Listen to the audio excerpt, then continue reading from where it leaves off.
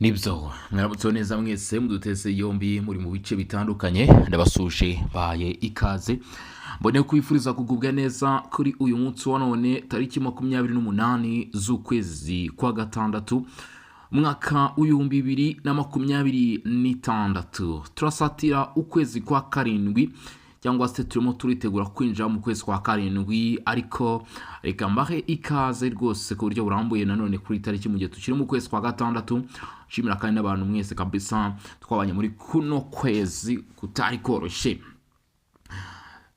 Kuri mikoro ni Bosco ningiye tugiye kubana muri kino kiganiro n'amakuru. Iyi ni Region Info, tugiye kunyarukira ku butaka bw'uburasirazuba bwa Repubulika Demokarasi ya Congo turebe amwe mu makuru yongeye gutangazwa, bimwe mu biramutse bivugwa hirya no hino mu bice bigiye bitandukanye. Biramutse bite? Ibice biramukiyemo imirwano, ibice byongeye kumvikanamo amasasu, ibice biritombe ndetse n'ibice mu by'ukuri bigenzurwa na FM23 situation irimo kugaragaramo. Murabizi ko bikunze kuba mu by'ukuri bitagenda neza, ariko ibyo ni bimwe mu byo twaguteguriye tujye kukugezaho.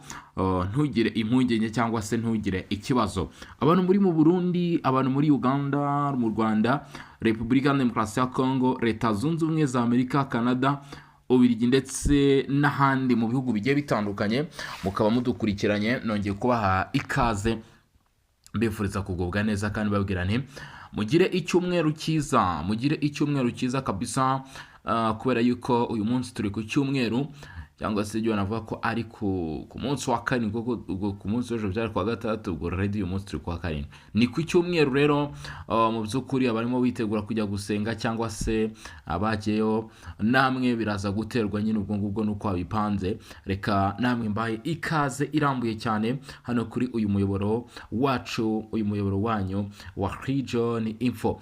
Ubundi rero twinjire mu makuru. Amwe makuru ngufite rero ni bimwe mu bice bikomeje kugenda byumvikanamo imirwano ndetse n'ubwinshi bw'abazarendo bakomeje kwiyongera muri access zigiye zitandukanye z'urugamba. Axe Ngungu turanyarukirayo, Axe Minembwe turanyarukirayo, turebe uko byifashe. Wa muntu Vice Prime Minister yongeye gushyira hanze, ni Vice Prime ndetse akaba na Ministry wa Defense yongeye gushyira hanze andi makuru. Hari ibyo yongeye gukora bahafi wa muntu we kugira ngo uze kwiyumvira ese byagenze gute, uyu Guy Kabombo bimeze bite, bihagaze gute. Ibyo ni bimwe mu byo nza kugenda ngaruka. Bitangazamakuru birimo Jeune Afrique, Le Monde, byose rero bikaba byongeye kwerekeza tushe yabyo cyangwa se karamu yabyo ku butaka bw'uburasirazuba bwa Repubulika Demokarasi ya Congo. Bagira byinshi batangaza, turaza kuba tubigarukaho turebe uko byifashe. Update ku bijyanye n'icyorezo cya Ebola, byo bimeze bite? Ntago muherutse kumva update se? Niba rero udaherutse kumva update ku bijyanye n'icyorezo cya Ebola, nawe bahafi tubane 5 kwa 5 kugira ngo uze kumva cyangwa se uze gusobanukirwa akantu ku kandi ibijyanye n'aya makuru. Update ku bijyanye n'icyorezo cya Ebola, aho ibintu biba bigeze, kubera ko nabyo biba bikenewe. Ubwo turaza kunyarukira ku mipaka. Ndabona hari update zikomeje kugenda zisohoka ku mipaka ihuza kabisa u Rwanda na Repubulika Demokarasi ya Congo, ndetse Repubulika Demokarasi ya Congo nanone na Uganda. Amakuru aracyarimo kwisukiranya cyangwa se update ziracyarimo gusohoka ku bijyanye n'iyi case, nabyo ndaza kuba mbigarukaho cyangwa se ndaza kuba mbikomozaho. Bahafi rero, bahafi kugira ngo tubane, ndetse kandi utaza kugenda rwose ucikanwa buri kintu cya mbere na makuru. Hari bamwe baba bashaka kwerekeza hakurya mu bucuruzi, murabiswara muri kiriya gice Bukavu, mu by'ukuri aho Goma, Gisenyi, ni bimwe mu bice byakunze kugenda nyine biberamo ubucuruzi bukomeye cyane. Bamwe mu bacuruzi batakaga bavuga bati dufite ikibazo iki n'iki, birimo kugenda gutya na gutya. Nta kindi rero kiba kizabigufasha munsi ibyo kumenya nyine amakuru bijyanye na updates zirimo kuhabera, kandi ayo makuru ugomba kuyakuranga kuri Region Info by'umwihariko, nayo tuba twayaguteguriye. Reka rero nkubwire ko kuri ubu ngubu aya makuru yacu tujye kwera ku kijyanye n'urugamba cyangwa se n'imirwano muri Kivu y'Amajyaruguru, Masisi, muri groupement cyangwa se ibyo navuga ko ari groupement zigiye zitandukanye kabisa. Niho aya makuru yacu tugiye kuba twayahera cyangwa se niho tugiye kuba twahera. Reka nkubwire yuko rero ushobora gukanda like kuri kino kiganiro, ndetse bibaye ngombwa ushobora no kuba washaringa ayo makuru akaba yagera kuri benshi, mu by'ukuri bakumva uburyo ki byifashe cyangwa se uko bihagaze kabisa. Ubwo rero nta gutinda cyangwa se ntako turi buze kutinda muri byinshi, reka twinjire mu makuru turebe uko byifashe. Dore muri Masisi nk'uko natangiye mbikubwira, uduce tugiye dutandukanye tubarizwa muri teritwari ya Masisi twongeye kwibasirwa n'ibitero bikomeye cyane by'imirwano ya Wazalendo. Ibitero bya Wazalendo tumwe muri utwo duce, amakuru aravuga yuko babashije kutwegukana cyangwa se babashije kubona intsinzi, basubiza inyuma abarwanyi ba AFC 23 kabone nubwo zino nyeshyamba zahakanye yuko zatsinzwe, ahubwo baravuga ngo twakoze repris stratégique. AFC M23 yitangaje ko ngo yakoze repris stratégique, ngo ntabwo yigeze ngo mu by'ukuri itsindwa, ariko ukuntu gutsindwa ntabwo AFC M23 tuyizi ko ari repris stratégique no munsi wa rimwe. Rero nuko byaje kubagendekera, baza guhura n'uruva gusenya nyine, babura intsinzi mu mirwano. Amakuru avuga ko ibitero byagabwe na Wazalendo bamwe babyikanzemo drone, ko rero ko bari bafite ikintu bita imbunda zisheringa zikomeye cyane. Biravugwa neza ko ngo abangaba bikanzemo bagira ngo ni drone, ariko mu by'ukuri amakuru agahamya neza ko bitari ibitero bya drone, ahubwo igisirikare cya leta ya Repubulika Iharanira Demokarasi ya Kongo ku bufatanye na Wazalendo bari bakomeje kugenda nyine bategura ibitero bikomeye cyane aho ngaho muri utwo duce, nk'uko amakuru atugeraho arushaho kugenda abitangaza. Rero reka nkurondorere urutonde rw'ibice byafashwe ahagara ku munsi w'ejo, ubwo twari turi ku itariki 27. Hari ibice byatangajwe yuko byagize byabaye tombe, nk'uko bigenda birushaho kugaragara. Amakuru avuga ko agace bita Gasenyi, ako ngako kabaye tombe, aho bita Nyakigano Kabatombe, Ruke tombe, Cyayi tombe, Gaseke, kamwe mu duce tureba aho bita Ngungu cyangwa se ni axe Gaseke Ngungu, ariko nabonye kabisa mukomeje kugenda mubyita aka gace nako kongeye kumvikanamo ikintu bita umuriro ukomeye cyane. Utwo duce twabereyemo imirwano cyangwa se cyo navuga ko hari ibitero bikomeye cyane bya Wazalendo, ahari ibirindo by'abarwanyi ba AFC 23. Ariko amakuru avuga ngo hari ikintu bita imvura y'ibisasu, hari imvura ya Wazalendo, ku buryo ki AFC 23 ngo babibonye bakagiramo ubwoba bakikanga. Ndetse ngo nibyo koko AFC 23 yavuga ko yanakoze repris stratégique, kuko ngo ntago hari bimwe mu bice bivugwamo imirwano ngo batigeze rwose badiraguza ngo bafate umwanya munini barwana, ahubwo bahise batangira kugira gusubira inyuma.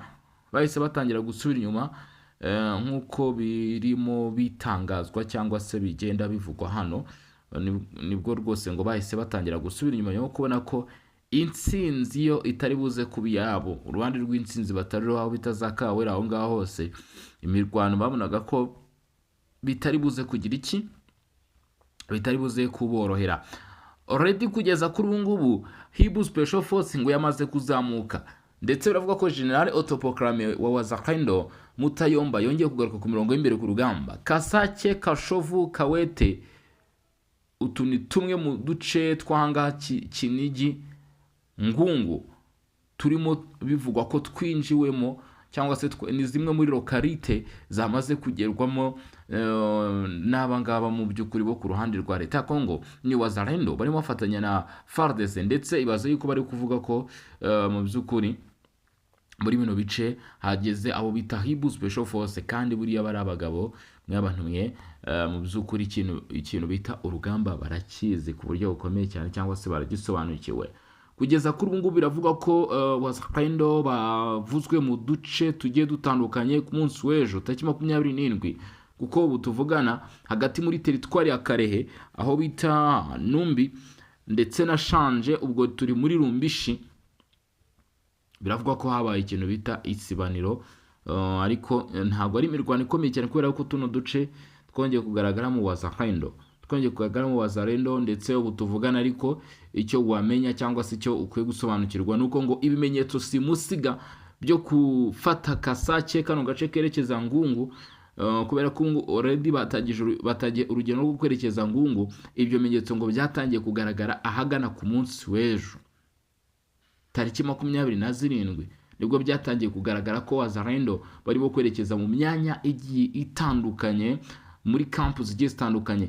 Kandi amakuru avuga ko Kawele iyi ngiyi yabaye récupéré, yarafashwe, yarigaruriwe, yongeye kwigarurirwa ni tumwe mu duce n'ubundi twegera ngaha za Rubaya. Ubu tuvugana amakuru yongeye kuvuga cyangwa se yongeye kuramukwa atangazwa nuko n'ubundi gahunda ihari no kwerekeza kano gace. Kandi nanone icyo ugomba ko wasobanukirwa cyangwa se icyo ugomba kubamenya kuri iyi nshuro mu makuru akomeje kugenda atangazwa nuko muri kino gitondo imirwano n'ubundi yakomeje muri tuno duce twa Kasake, aho bakirimo muri rwa rugendo rwo kwerekezayo. Bibwe, Nyabikeri, Roga, Rwanyeri, utu duce turimo turavugamo imirwano. Twongeye kuramuka twumvikanamo amasasu menshi cyane, ihangana rikomeye cyane hagati y'inyeshyamba za 23 ndetse na Wazalendo n'abahibu Special Force byongeye kumvikana. Ndetse amakuru avuga ko iyo mirwano irimo kumvikanamo intwaro ziremereye, iracyarimo kumvikanamo intwaro ziremereye cyane. Wazalendo uyu munsi ni bamwe mu bantu barimo kugaragaza icyo nakwita ko ari intwaro zikomeye cyane ku rugamba, ari nayo mpamvu mva AFC M23 zikakubwira iti twakoze reprise strategique. Ku batarimo kubyumva, ni mu buryo bwifashishwa n'abasirikare mu gusubira inyuma mu gihe bibaye ngombwa, ariko basa naho mu by'ukuri babikoze mu by'ukuri hakiri kare. Ntabwo ari uko baba basubijwe inyuma, ahubwo baba bafashe umwanzuro wo gusubira inyuma. Iyi AFC M23 rero nayo igatangaza iti twe turimo turakora reprise strategique, ati turi gukorera uburyo bwo gusubira inyuma already. Ariko bamwe ntibari kubyemera, barivuga bati AFC M23 ntabwo igeze ikora reprise strategique, barimo kubeshya. Atahubwo bahuye n'icyo bita ikibatsi cy'umuriro, bahuye n'imvura y'ibisasu n'amasasu by'Abazalendo, bahuye n'ama operation akomeye cyane ari gukorwa kandi yateguranywe ubuhanga. Bamwe mu bagenerali bakomeye cyane ngo bongeye kugaruka kuri front line. Ukumva ko mu by'ukuri hano kuri no nshuro bidasanzwe habe na gato, ntabwo bisanzwe. Ibyo rugamba byamaze kuba byafata urundi rwego cyangwa se urwego ruhanitse cyane, wabyemera wabyanga, kandi niko bimeze. Aho ngaho ni kuri front line kabisa, niko byifashe, niko byongeye kuramuka. Ubwo ngira ngo hari andi makuru ingenzi mu by'ukuri aramutse avugwa muri AXE, ni bimwe mu byo dutegereje ko biza kutugeraho, ubundi tukabasha kugutangariza uko byifashe. Reka twinje no mu yandi makuru, kubera ko ari amadasiye menshi y'amakuru akomeje kugenda agaragara. Ugomba kuhasobanukirwa cyangwa se nanone ugomba kuba wakumva, ukumva neza uko byifashe, ukumva neza uko bihagaze nyaboneka.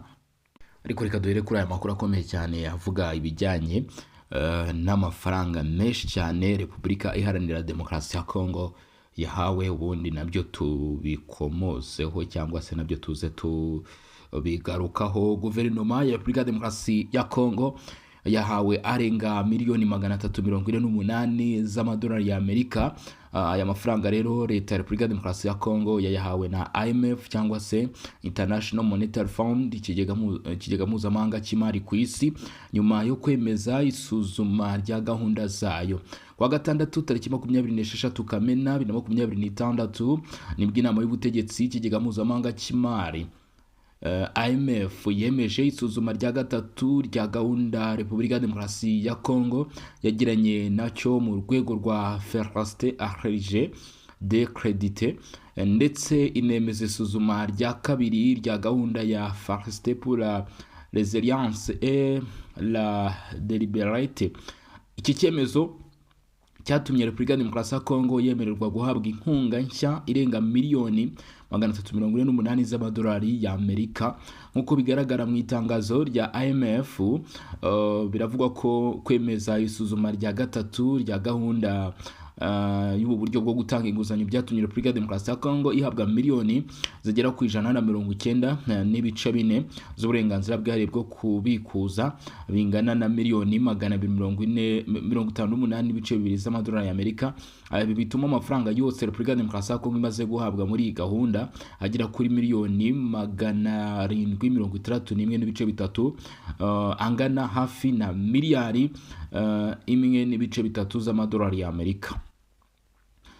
Nanone kandi isuzuma rya kabiri rya gahunda y'uru rwego ryatumye Repubulika ya Demokarasi ya Congo ihabwa andi mafaranga angana na miliyoni 36.3 za DTS, no kuvuga hafi miliyoni 90.3 z'amadolari y'Amerika.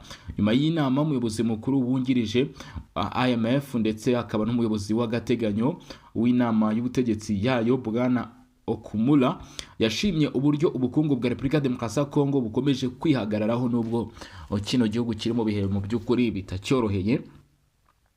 Yagize ati ubukungu bwa Repubulika ya Demokarasi ya Congo bukomeje kwerekana ubushobozi bwo kwihangana, cyane cyane bitewe n'umusaruro mwiza ukomoka mu rwego rw'ubucukuzi bw'amabuye y'agaciro. Izamuka ry'ibiciro ku masoko ryakomeje kuguma hasi mu ntangiriro za 2026, kandi ubukungu bw'igihugu ku rwego mpuzamahanga bwakomeje gukomera, ahanini bitewe n'igiciro cyiza cy'ibicuruzwa byoherezwa hanze. Icyakora IMF yagaragaje ko nubwo ubukungu bwa Repubulika ya Demokarasi ya Congo bukomeje kwitwara neza mu gihe gito, bucyugarijwe n'ingaruka z'ibibazo bitandukanye. Bwana Okumura yagize ati icyerekezo cy'ubukungu mu gihe cya vuba kiracyari cyiza, ariko kirimo ingaruka zikomeye zirimo ikibazo cy'umutekano mu burasirazuba bwa Repubulika ya Demokarasi ya Congo. Icyorezo cya Ebola gikomeje kwibasira igihugu, ubwiyongere bwo kutizerana muri politike ndetse n'ingaruka z'intambara yo mu burasirazuba bwo hagati. Ibi rero ngo bishobora gutuma ubukungu bwa Repubulika ya Demokarasi ya Congo buhungabana isaha iyo ari yo yose bititondewe. IMF kandi yavuze ko gukomeza gushimangira ituze ry'ubukungu ari kimwe mu by'ingenzi Repubulika ya Demokarasi ya Congo ikwiye gushyira mbere. Nk'uko Bwana Okumula yabisobanuye, isuzuma rya 2026 ryagaragaje ko ari ngombwa gukomeza kubungabunga ibyo igihugu cyagezeho mu rwego rw'ubukungu binyuze muri politike z'igihe kirekire zirimo kugabanya buhoro buhoro ariko mu buryo burambye icyuho cy'ingengo y'imari, gukomeza politike y'ifaranga yitondewe, kongera ubushobozi bwo guhangana n'ibibazo by'ubukungu mpuzamahanga, ndetse no gushyira mu bikorwa amavugurura agamije gutandukanya ibicuruzwa byoherezwa mu hanze ndetse no kunoza urwego rw'ubucuruzi. Iyi gahunda ikomoka ku masezerano Repubulika ya Demokarasi ya Congo yagiranye na IMF yemejwe ku itariki 15 Mutarama 2026. Icyo gihe IMF yemeye gahunda y'amezi 38 ifite agaciro ka miliyari zikabakaba mu 130 zikabakaba mu 1330 mu by'ukuri za DTS, no plutôt no kuvuga ngo zikabakaba muri 13,325 za DTS, angana na miliyari zigera kuri miliyari 1,729 z'amadolari y'Amerika, ndetse na gahunda za FRD y'amezi 38 afite agaciro ka miliyoni zigera kuri 999.5 za DTS zingana na miliyoni 138 z'amadolari y'Amerika. Gahunda FC 1,138. Gahunda ya FC igamije gukomeza kubungabunga ituze ry'ubukungu, kunoza imikorere y'ubucuruzi, kongera imiyoborere myiza n'ubunyangamugayo, ndetse no guteza imbere ubukungu bufite abaturage bose akamaro. Kugira ngo ibyo bigerweho, Leta ya Repubulika ya Demokarasi ya Congo isabwa kongera ubushobozi, gukusanya imisoro, gukomeza amavugurura, imicungire y'imari ndetse n'ibindi. Ku rundi ruhande, gahunda ya FRD igamije gufasha Repubulika ya Demokarasi ya Congo gushyira mu bikorwa icyerekezo cyayo cyo kuba igihugu gitanga ibisubizo mu rugamba rwo guhangana n'imihindagurikire y'ikirere ndetse no gufasha isi mu rugendo rwo kubungabunga imyuka igize ikirere. Si ibyo byonyine gusa nakubwiye ko turi bugarukeho, ahubwo reka twinjire noneho muri aya makuru y'ibijyanye n'icyorezo cya Ebola mbere ko tugaruka no ku bindi bikomeje kugenda bitangazwa. Ni ku mupaka uhuza Repubulika Demokarasi ya Kongo ndetse n'u Rwanda. Update zivuga iki? Umupaka uzwi nka La Chronique uhuza umujyi wa Goma muri Repubulika Demokarasi ya Kongo n'umujyi wa Gisenyi mu Rwanda watangiye kongera gufungurwa buhoro buhoro nyuma y'icyumweru kirenga n'abandi barwayi bashya ba virusi ya Ebola bagaragaye muri ako gace. Nk'uko amakuru aturuka ahantu hatandukanye abivuga, ngo urujya n'uruza rwatangiye kugaragara. Mu cyiciro cya mbere iki cyemezo kiraba gusa ngo ibyiciro bimwe by'abagenzi birimo abantu bajya Gisenyi gukora ibikorwa bya banki, abakozi b'imiryango itanga ubutabazi bajya Igoma cyangwa se bakomeza urugendo rwabo berekeza Kigali gufata indege mpuzamahanga, ndetse n'abafite impamvu zihutirwa zemewe n'inzego zishinzwe abinjira n'abasohoka. Abaturage batuye ku mpande zombi z'umupaka bakire neza iki cyemezo cyo kongera gufungura igice cy'umupaka, kuko ngo ibikorwa by'ubucuruzi n'ingendo byari byarahungabanye cyane cyane kubera ingamba zafashwe zo gukumira ikwirakwira rya Ebola. Urujya n'uruza rwambukiranya umupaka rufite uruhare rukomeye mu bukungu bw'akarere, rwari rwaragabanutse cyane bigira ingaruka ku bucuruzi ndetse no ku ngendo za buri munsi hagati y'iyi mipaka. Inzego z'ubuzima zikomeje ibikorwa byo gukurikirana uko icyorezo gihagaze, gushakisha ndetse no gukurikirana abahuye n'abanduye, ndetse no gukangurira abaturage gukomeza kwirinda hagamijwe gukumira uko iki cyorezo cyakongera gukwirakwira, dore ko Ebola izwi nk'indwara ihitana benshi muri Afurika yo hagati. Turabibutsa ko gufunga by'agateganyo imipaka hagati ya Repubulika Demokarasi ya Kongo n'u Rwanda byatangiye gushyirwa mu bikorwa mu gitondo cya tariki 17 Gicurasi. Ku ruhande rwayo, guverinoma y'u Rwanda ibinyujije muri Minisiteri y'Ubuzima yari yatangaje ko ikomeje gukurikirana hafi uko icyorezo cya Ebola cyifashe mu burasirazuba bwa Kongo, kandi ko kugeza ubu nta murwayi wa Ebola uragaragara ku butaka bw'u Rwanda. Bivuze ngo hari hashize igihe kirenga ukwezi kose n'iminsi mike uyu mupaka ufunze. Ubu rero ibikorwa byo kuri uyu mupaka bikaba byongeye gufungurwa.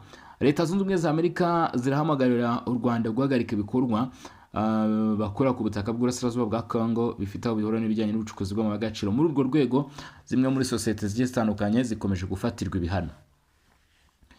Ishami rya Leta Zunze Ubumwe za Amerika rishinzwe kugenzura umutungo n'ibihano OFAC ryatangaje ko kwa kane tariki 25 Kamena 2026 ibihano bishya byafatiwe abantu n'ibigo babashinja gushyira mu mutwe wa M23 ndetse no kuwushyigikira. Amerika ivuga ko uyu mutwe ushyigikirwa n'u Rwanda ndetse no kugira uruhare mu bucuruzi butemewe bw'amabuye y'agaciro ava mu burasirazuba bwa Repubulika Demokarasi ya Kongo.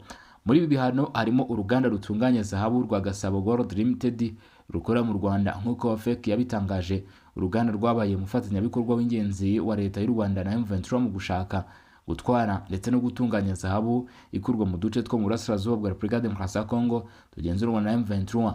Amerika ivuga ko kuva M23 yafata imijyi nka Goma na Bukavu, zahabu yavaga mu birombe byo muri Kivu y'Amajyaruguru yagenzurwaga n'uyu mutwe yoherezwaga mu Rwanda ku bugenzuzi bukomeye bw'ingabo z'u Rwanda RDF, ikagezwa ku ruganda rwa Gasabo Gold kugira ngo itunganywe.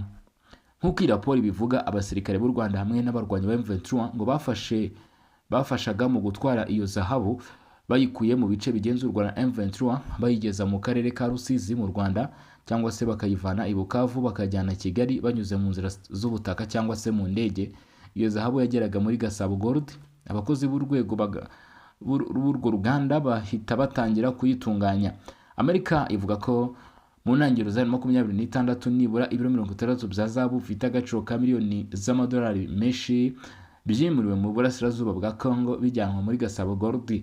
Yanibukije ko umuryango w'ubumwe bw'Uburayi nawo wari wafatiye ibihano Gasabo Gold kubera uruhare rwakekwagaho mu gutwara zahabu yacukuwe mu buryo bunyuranyije n'amategeko muri Repubulika Demokarasi ya Kongo. Raporo ya Amerika ivuga kandi ko Jean-Marc Kalima ari perezida wa Gasabo Gold, mu gihe Bosco Kayobotse ariwe muyobozi mukuru ushinzwe ibikorwa bya buri munsi. Kalima kandi ngo niwe ugenzura andi masosiyete y'ubucukuzi bw'amabuye y'agaciro mu Rwanda arimo Bugambira Mines Limited, Wolfram Mining and Processing Limited ndetse na Rwinkwavu Mining Corporation Limited. Kubera ibyo birego, Amerika yafatiye ibihano Gasabo Gold, abayobozi bayo ndetse n'ayo masosiyete ayishamikiyeho ashingiye ku mategeko yayo yerekeye ibihano ku bantu cyangwa se ibigo bishyigikira ibikorwa bihungabanya amahoro, umutekano n'ituze muri Repubulika Demokarasi ya Kongo, cyane cyane binyuze mu bucuruzi butemewe bw'umutungo kamere. Ibi bihano bivuze ko imitungo yose y'abo bantu n'ibyo bigo buri muri Amerika cyangwa se bicungwa n'abanyamerika bihagarikwa, kandi ko abaturage n'ibigo byo muri Amerika bitemerewe kugira ubucuruzi cyangwa se ubundi bufatanye nabo keretse babiherewe uburenganzira bwihariye. Ku rundi ruhande, ku Rwanda, guverinoma yavuze ko ibihano bya Amerika ari ibyafashwe ku ruhande rumwe kandi ko bidahuye n'ukuri ku bibera mu burasirazuba bwa Congo. Kigali ivuga ko Repubulika ya Demokarasi ya Congo yakomeje kurenga ku masezerano yo guhagarika imirwano, harimo gukoresha indege zitagira abapilote drones no kugaba ibitero bizahitanye abantu benshi. Umutwe wa M23 nawo wanenze ibi bihano uvuga ko bibogamye kandi bishyigikira leta ya Kinshasa. Uyu mutwe watangaje ko ushobora no kwanga gukomeza kwitabira ibiganiro by'ubuhuza, ushinja Leta Zunze Ubumwe za Amerika kutagira aho zibogamiye muri uyu mwuka mubi uri hagati y'impande zishyamiranye. Ibihano bishya bya Amerika bije mu gihe imirwano mu burasirazuba bwa Congo ikomeje gukaza umurego, ndetse nubwo hari ibiganiro by'amahoro biyobowe na Washington, Doha n'umuryango wa Afurika yunze ubumwe bikomeje gutanga umusaruro muke ku kibuga cy'indege cy'intambara. Hagati aho M23 iracyagenzura ibice byinshi byo mu ntara za Kivu y'Amajyaruguru na Kivu y'Amajyepfo nk'uko byongeye kurushaho gutangazwa kuri ubu, ariko bikavuga ko hategerejwe ingufu nyinshi cyane zishobora kuzashyirwa mu gukemura kino kibazo, ndetse bivugwa ko hejuru y'ibihano hashobora no kuzafatwa ibindi, kubera yuko ngo ibyo Leta Zunze Ubumwe za Amerika bashinja uruhande rw'u Rwanda na n'ubu ntibirakemuka kandi u Rwanda rukomeje kubihakana. Ngayo nguko rero reka njye mbashimire, mbabwiye mwakoze cyane kudukurikirana, bishimire mwakoze cyane kubana natwe mu biganiro n'amakuru bigiye bitandukanye twakomezaga kugenda tubagezaho cyangwa se tubategurira. Turaza kongera gusubira mu kanya kari imbere turanandi makuru y'ingenzi abagezweho ku bijyanye n'ibikomeje kunyirebera ku rugamba. Mugire ibihe byiza.